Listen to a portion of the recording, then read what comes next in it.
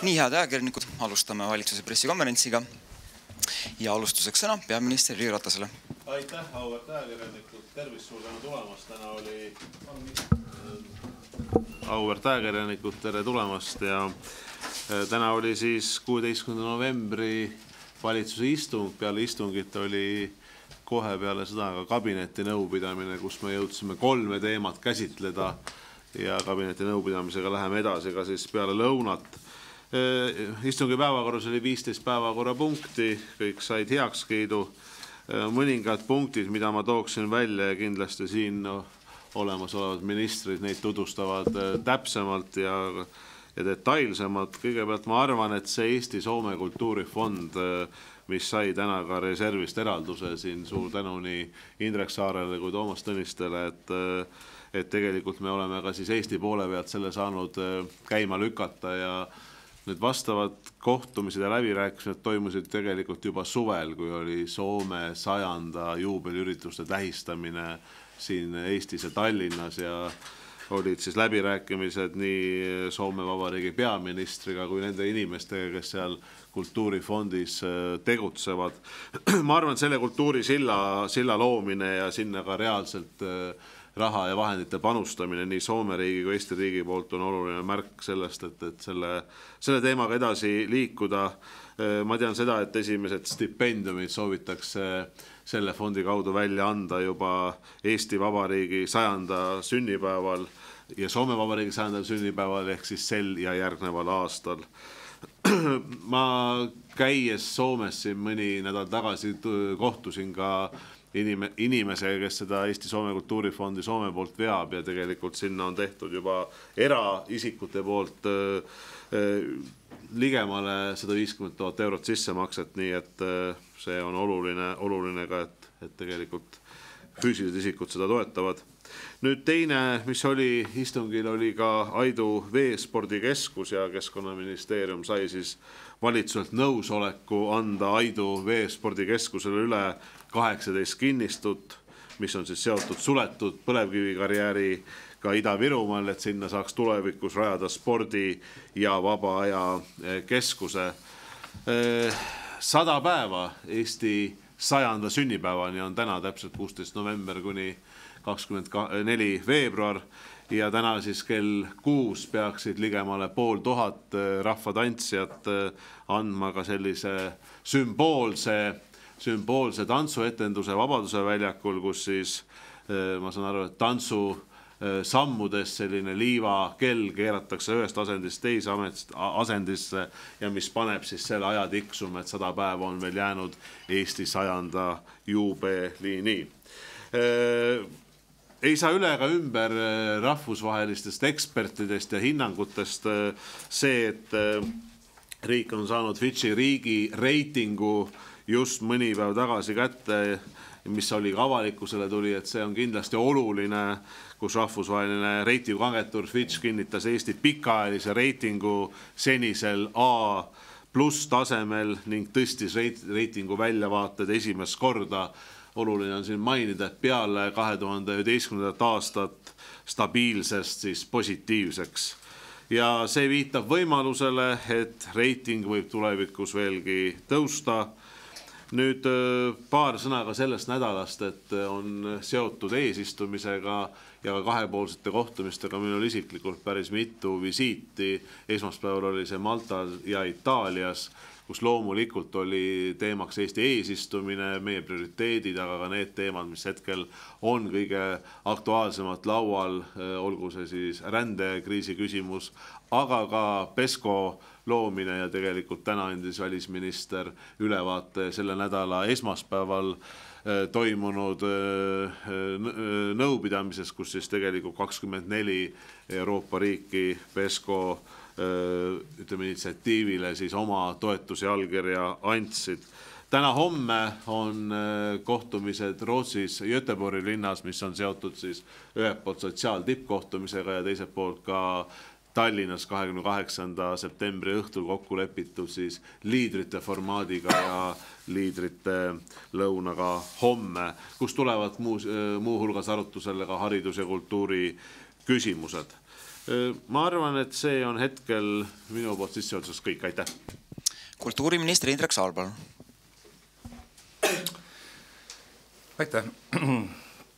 Vabariigi Valitsus otsustas täna muuhulgas anda volitused osaleda sihtasutuse kunstihoone asutamisel, ehk siis Eesti riik ja Kunstnike Liit ühiselt asutavad ühise sihtasutuse selle jaoks, et meie keskne, suurim ja vanim näitusasutus Tallinna kunstihoone saaks võimalikult stabiilselt ja tulevikku vaatavalt edasi tegutseda.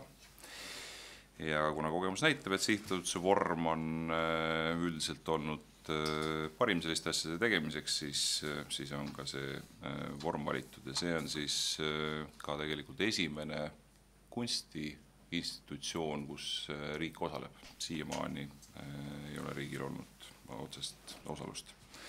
Ja muuhulgas on Kultuuriministeerium ka võtnud sihiks, et kunstihoone peaks jõudma tulevikus sellise finantseerimisskeemini, et oleks lihtsam planeerida kogu tegevust ja rahvusvaheline näitustegevus eeldab seda, et tegevusi planeeritakse tegelikult reeglina mitu aastat ette, et see eelarvest ei oleks liiga suur osakaal sellel taotlusvoorudel, mida tuleb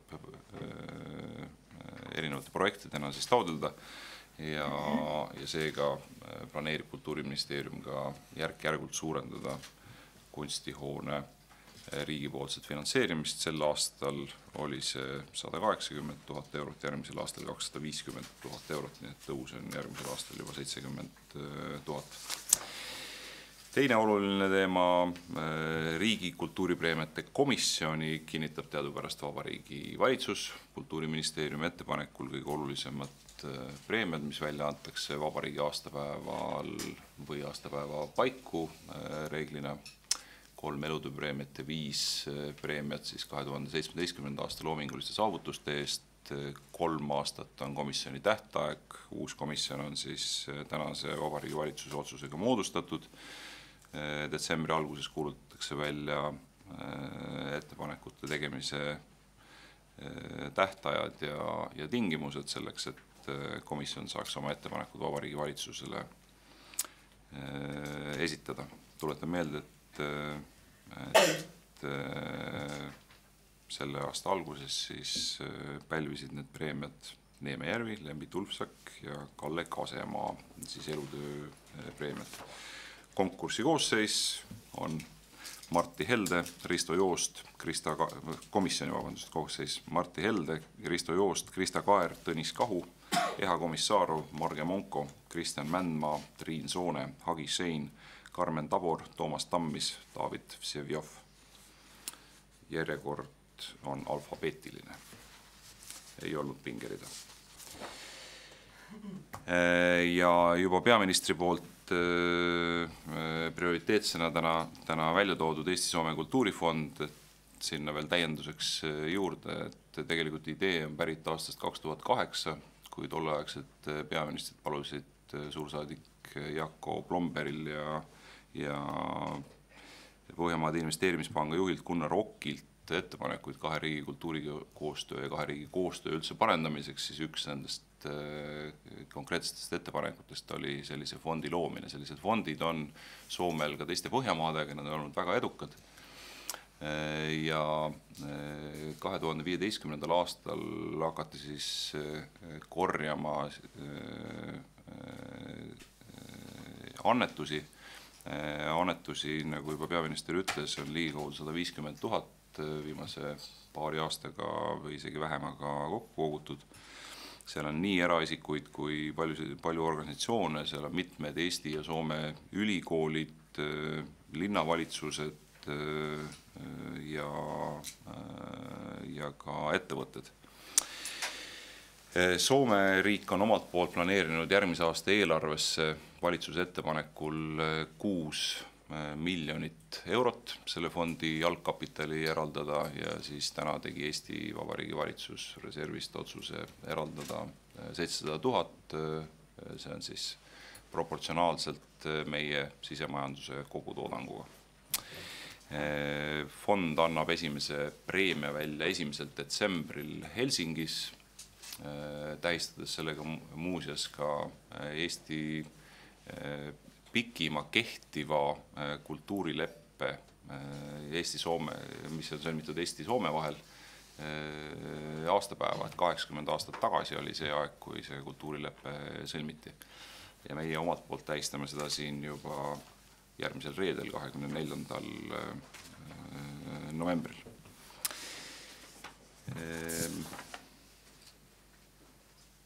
Jah, selle üle on tõepoolest hea meel. Sellega on mul siinkohal hea lõpetada. Rahandusminister Toomas Tõniste, palun. Head ajakirjanikud, kui ma siia tulin, siis üllatusin, et ei tea, mis siin ajakirjanika tööturul juhtunud on, et nii palju noori ajakirjanika juurde tulda, aga siis tuli meelde, et täna on töövarjupäev, nii et head põnevad pressikonverentsi siis teile, kes siin uued. Aga valitsus kiitis täna siis heaks minu valdkonnas Eesti-Jaapani vahelise topeltmaksustamise ning maksudest hoidumise ja maksupettuste tõkestamise lepingu ja selle juurde kuuluva protokolli ratifitseerimise seaduse eelnõu. Lepinguga siis luuakse soodsad tingimused riikidevahelisteks investeeringuteks ning inimeste, kaupade ja teenuste vabaks liikumiseks. Tänavu märtsi lõpu seisuga oli Jaapani otseinvesteeringute maht Eestis 18,2 miljonit eurot, kuid Eesti otseinvesteeringute maht Jaapanis seevastu oli ainult 0,1 miljonit eurot. Siin on veel palju arenguruumi. Peale lepingu ratifitseerimist saavad meie vastastikused investeeringud loodetavasti suurema hoo sisse ja koostöö Eesti ja Jaapani ettevõtete vahel kasvab. Topeltmaksustamise vältimiseks kasutab Eesti vabastusmeetodit, kui Eesti resident saab tulu, mis on maksustatud Jaapanis, vabastab Eesti residendi selle tulu maksmisest.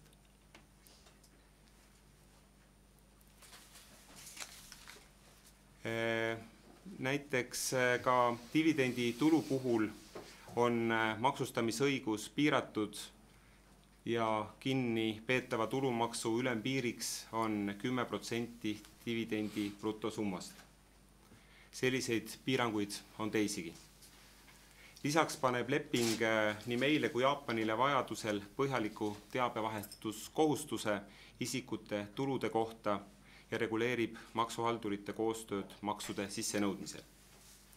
Maksulepingu tekst parafeeriti tänavu 16. märtsil ja lepingu allkirjastasin 30. augustil Tallinnas. Võib-olla huvitav faktsi juures, et need läbirääkimised kestsid 10 aastat. Ja topeltmaksustamise vältimise leping on Eestil hetkel jõus 57 riigiga. Eraldasime ka Vabariigi valitsuse reservist 700 000 eurot Eesti-Soome kultuurifondi toetuseks. See fond on loodud kultuurikoostöö toetamiseks meie kahe lähedase maa ja rahva vahel ja esimesed stipendiumid on plaanis siis siin 2017-2018 aastal Soome Eesti Vabariigi 100 aasta sünnipäeva puhul ka välja anda. Et see on lühidalt kõik, siin kuulsite enne pikemalt selle teemal. Majandus- ja taristuminister Kadri Simson, palun. Tere päevast, ma olen teie ees seetõttu, et täna valitsus arutas Tallinna Sadama IPOt. Ehk et siis otsustati, et me läheme edasi Tallinna Sadama aktsiate avaliku pakkumisega. Ja läheme edasi siis sellise skeemiga, et avalikule pakkumisele läheb kuni 33% ettevõtte aktsiatest ja kontrolliv enamus jääb riigile. Meeldetuletuseks, see on üks koalitsioonilepingus kokku lepitud punkt. Sooviga siis Tallinna Sadama ka juba niigi läbipaistvat juhtimist veelgi avatumaks muuta. Valitsusel on ka soov Eestis luua selliseid usaldusväärseid investeerimisvõimalusi ka näiteks meie jaeinvestoritele või siis pensionifondidele. Mäletatavasti viimane selline aktsiaemissioon toimus möödunud sajandil Telekomi näol ja sellel sajandil riigiettevõtteid Tallinna börsi tugevdama ei ole lisandunud. Ja me kindlasti ootame seda, et selline turvaline dividendiaktsia, nagu Tallinna Sadama aktsia olema saab, muudab meie börsil kauplemist aktiivsemaks ja teisalt siis kasvatab ka Eesti mainet investeerimiskeskkonnana. Ja täpsemalt briefi korraldame me täna Majandusministeeriumis koos Tallinna Sadama juhtidega. Aitäh! Nüüd on võimalus küsimusteks, öelge palun oma nimi välja, enne kellele küsimus on suunatud ja mina annan mikrofoni ja Sven. Sven Soiver, TV3. Teil oli päevakavas täna ka küsimus Reformierakonna esitatud eelnõust aktsiiside kohta, et mis te seal punkti juures arutasite, kui arutlus oli ja ütleme, selline lisanüanss on see, et kui rahandusminister on teinud siin ettepaneku see arutelu üles võtta, siis kas te jätkuvalt tahaks seda arutelu valitsuses näha ja mida siis Kadri Simson näiteks eest arvab, kes ütles, et pole üldse vaja sellist asja arutada? Aitäh selle küsimuse eest, et ikka oli arutelul ja nii nagu on ju kirjas, et valitsus ei toeta seda seisukohta ja seal on juures ka ju rahandusministri ja rahandusministeeriumi vastav seisukoht. Rahandusminister, kas teie arvates on seda arutelu vaja? See nädal te ütlesite, et on vaja. Ossinovski parandas teid, et see oli lihtsalt emotsionaalne hüüatus teil, aga kuidas siis on? Aitäh! Kui me räägime sellest antud eelnõust, siis jah, seal on Rahandusministeeriumi eitav seisukoht, et me ei toeta antud eelnõud. See puudutas aktsiisidest tagasiminemist ja see puudutas ka ainult teatud lahjad alkoholigruppi, mis tegelikult on just kõige suurem ohuallikas noortele. Laiemalt, kui me räägime aktsiiside teemalt, siis minu arust on jätkuvalt murekoht varasemad aktsiisitõusud, mis said alguse Reformierakonna juhtimisel, kui tõsteti varasemalt kokku lepitud aktsiisiredelit mitmekordselt ja sealt siis algas ka see piirikaubandus. See näitab, et need vahepealsed aktsiisitõusud ei ole saavutanud seda eesmärki, mis on võib-olla oodatud ja ma arvan, et see on teema, millele tuleb tõsiselt otsa vaadata ja mõelda, kuidas edasi. Aitäh! Kuna Sven Soiver mainis ka minu nime, siis täiesti vale tsitaat, et vastupidi. Ma ütlesin, et on väga vajalik pidevalt arutada ja vaadelda maksukeskkonda. Ja nii ka Rahvusringhääling mu tsitaadi ära avaldas. Aga maksukeskkonda me peame vaatama ka oma naabritega võrdluses. Ma arvan, et on väga oluline, et me oleme aktsiisitõusu ümber vaadanud. Järgmisel aastal jääb ära varasemalt kokku lepitud diisliaktsiis. Järgmisel aastal minu andmetel ja Rahandusministeeriumist need andmed pärit on, peaksime olema olukorras, kus bensiiniaktsiis on Lätis juba kõrgem kui Eestis. Mis puudutab alkoholiaktsiisi, siis kui see otsus tehti, siis vaadati ka ajast tagasi ja nähti, et näiteks lahja alkohol õlle näol on Eesti inimeste sissetulekute taustal muutunud aina ajas odavamaks, kui ta panna võrdlusesse keskmise palgakasvuga. Aitäh!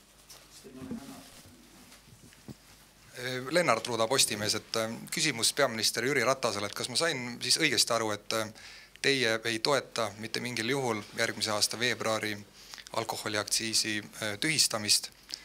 Teine küsimus, et mida te üldse sellest arvate, kui koalitsioonipartner tuleb ajakirjandusse nii-öelda mõtteid mõlgutama sel teemal, et mida võiks ja peaks tegema?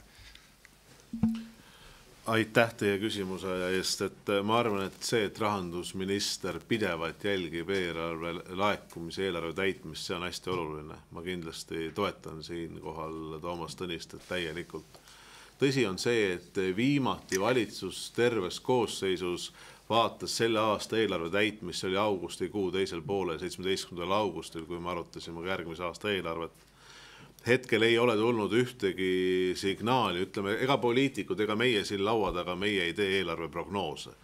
Me võtame eelarveprognoosid teadmiseks ja selle põhjal me teeme siis eelarvet. See ei ole niiviisi, et Toomas Tõniste või Jüri Ratas ütleb, et kirjutage 5,2 asemel ikka 5,3 või 5,4, et nii Eesti riigis see ei käi. ja need inimesed, kes teevad eelarveprognoose, ei ole täna mingit signaali andnud, et hetkel on vaja teha mingisugust drastilist muudatust. Samuti see aktsiisitõusu ärajätmist valitsus ei ole arutanud. Ma olen eile ka öelnud intervjuudes, et neid teemasid saab arutada tegelikult 2 korral aastas, minu arvates on kõige õigem koht. Üks on riigi eelarvestrateegia koostamise käigus, see on siis järgmise aasta märts-aprill või see oli selle aasta märts-aprill. Ja teine on see, kui valitsus annab eelarve üle auväärt Riigikogule suve lõpp, septembrikuu, mida me ka see aasta tegime ja nagu ma ütlesin, 17. august ka seda arutelu pidasime. Ma saan aru, et Toomas ütles hästi, et siin on palju täna inimesi ja siin on siis töövarjusid heas mõttes ja ma saan aru, et see teema pakub huvi ajakirjandusele. Ma pean rahustama ajakirjandust. Mingit tüli koalitsioonis sees ei ole, on tavaline arutelu, tõesti aktsiisitõusude ärajätmine hetkel ei ole õige ajastus selleks. Ja mis ma soovin veel öelda, et tegelikult selle koalitsiooni soov on olnud ju kogu selle aktsiisipoliitikaga, kui me räägime alkoholiaktsiisist, siis see, et alkoholi tarbimist vähendada. Ja täna me näeme seda, et tegelikult alkoholi tarbimine viimastel aastatel, need andmed, mis hetkel statistika alusel meil käes on, et on vähenenud. Aitäh. Vahur Koorits Delfist. Ja järgmise aasta riigieelarves tahetakse alkoholi ja aktsiisi arvelt saada juurde 103 miljonit võrreldes selle aastaga. Et kas nüüd kõige viimase teadmise põhjal on põhjust arvata, et nüüd 103 miljonit juurde ka saadakse või tuleb seda allapoole kärpida? Aitäh, et eks meie poliitikutena ju kuulame samamoodi, nagu ma eelmises küsimuses vastasin, neid oma parimaid spetsialiste ja kindlasti minu usaldus täielikult Rahandusministeeriumi parimatele spetsialistidele, kes ei ole mitte aastaid ja väga pikki aastaid teinud majandusprognoosi, teinud finantsprognoosi. Ja eile vist, kui ma ei eksi, oli raadiointervjuuga ühe ametnikuga, kes neid majandus- ja finantsprognoose teeb.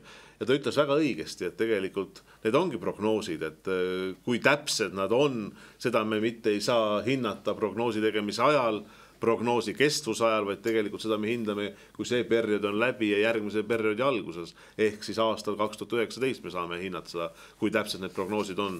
Aga see on meie parim teadmine riigis nende inimeste poolt ja kindlasti seda ma usaldan. Aitäh. Etlin Villak, Kanal 2 reporter.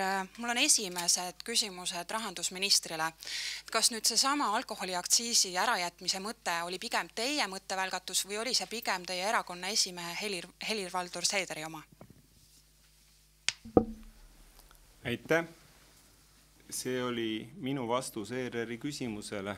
Kas te kaalute ka võimalust aktsiiside ärajätmisel? Ja ma vastasin ausalt, ma kaalun sellist võimalust tulla kabinetti,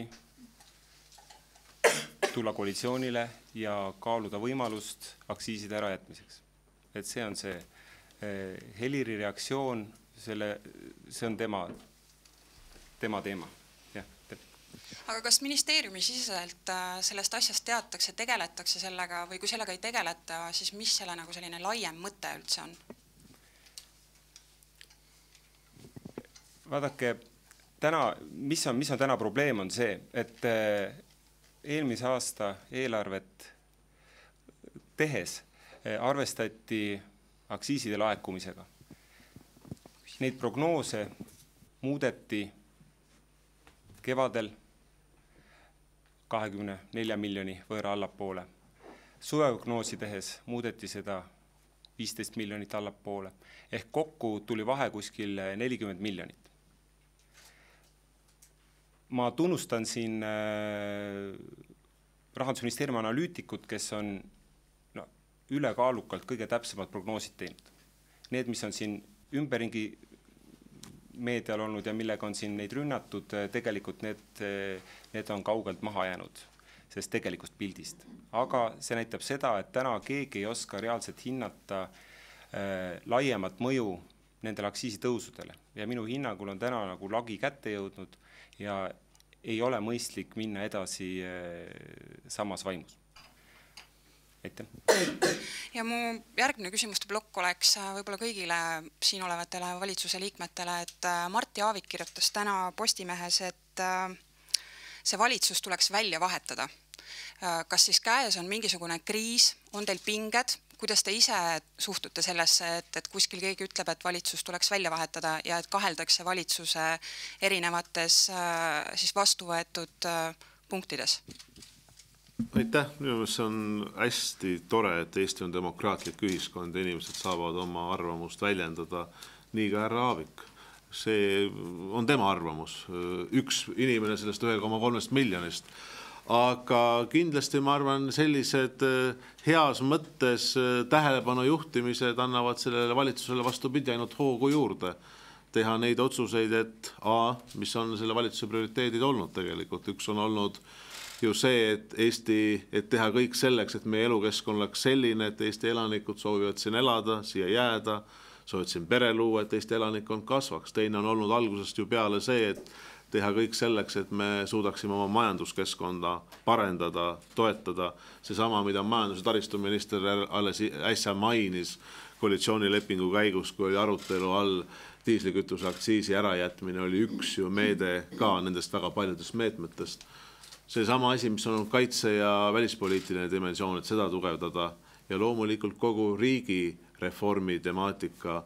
Nii et ma arvan, et selline hea konkurents ja sellised konstruktiivsed ettepanekud kindlasti annavad hoogu ja ühisosa selle meeskonnale juurde. Aitäh! Mina lugesin siin pressikonverentsi ajal ka Postimehest silmapaistvat avaldust, kus on öeldud, et valitsuse otsus suurendada uuest aastast järsult tulumaksuvaba miinimumi 500 eurole tähendab küll väikest lisaraha paljudele, kuid samal ajal ka suurt segadust neile, kes teenivad veidiki rohkem kui keskmist palka. Et ma arvan, et Postimehel on õigus sellist arvamust avaldada, aga ma usun, et on väga palju inimesi, kes ei ole nõus sellega, et 64 eurot kuus on väike lisaraha paljudele. Kõik need inimesed, kes teenivad alla Eesti keskmist palka või kes teenivad 500-600 eurot kuus, ja nende jaoks üle 60 euro rohkem kuus kätte saada on väga oluline raha ja see ei ole väike lisaraha. Nii et ma arvan, et nii nagu ajakirjanikele vahest soov mõni minister välja vahetada, natuke teistsugust valitsust näha, natuke teistsugust valitsuse poliitikat näha, nii on õigus moodustada valitsuskoalitsioone tulenevalt sellest, milline on olnud valijate mandaat. Mina soovin küll siin lisada ja öelda seda, et ma täielikult toetan kultuuriminister Indrek Saare arvamust praegust. Aitäh! Aktuaalne kaamera, Toomas Pott. Ma küsin ikkagi see aktsiisi asjaga üle, et siin rahandusminister ütles, et võib-olla alalaekumine, peaminister rääkis tervisest ja nagu prognoosidest, mis ei tea, mis on täpselt, aga poliitilises mõttes, et võib-olla see otsus järgmine aasta aktsiise tõsta, mis puudutab piirikaubandust ja näiteks väikepoodnikke ja aktsiise, et see on üldse poliitiliselt põhimõtteliselt vale otsus. Kõigepealt, kui teeb valitsus selliseid otsuseid, siis need samad inimesed, kes prognoosivad, arvestavad sinna sisse ju elastuse, arvestavad sisse sinna piirikaubanduse. Küsimus on selles, kui täpsed need on. Ja eks eelarveread eelarve aasta lõpus, see, et seal võib toimuda erinevusi. Mingid read on miinuses, mingid read on plussis. See on alati nii olnud. Et küsimus on selles, et kas see tervikpilt on koos või see tervikpilt ei ole koos. Nagu ma ütlesin, viimati vaatas valitsus üle eelarve täitmise augusti lõpus. Kindlasti nii nagu rahandusministri üks töökohustusi on, ta teeb seda, ma olen täiesti veendunud väga pidevalt igapäevaselt ja loomulikult ka mina olen küsinud andmeid rahandusministeeriumist ja on ka järgmine nädal kohtumised just täitmise osas. Nii, kui rohkem küsimusi ei ole, siis on pressikonverents lõppenud. Ma küsiks Kadri Simsoni käest, Kristi Sobak, ERR-i raadiouudised, et võib-olla on võimalik ka enne seda pressikonverentsi öelda, et millal on plaanis Tallinna Sadam börsile saata ja mida selle kaasatava rahaga Sadam teha plaanib? Ja, et ajakava on siis kokku lepitud sellisena, et börsile minek peaks toimuma järgmise aasta esimesel poolaastal. täpsemalt paraku ma ajakava avaldada ei saa. Ja siis raha kasutamise puhul on plaanis saada nii, et saadava rahavooga finantseeritakse erakorralise dividendi ehk siis kogunenud jaotamata kasumi väljamaksmist riigile kui ainuaktsionärile. Ja see laekuva dividendi makse läheb siis riigi jaoks valitsuse likviidsusreservi. Pressikonverents on läbi, suur tänu kõigile!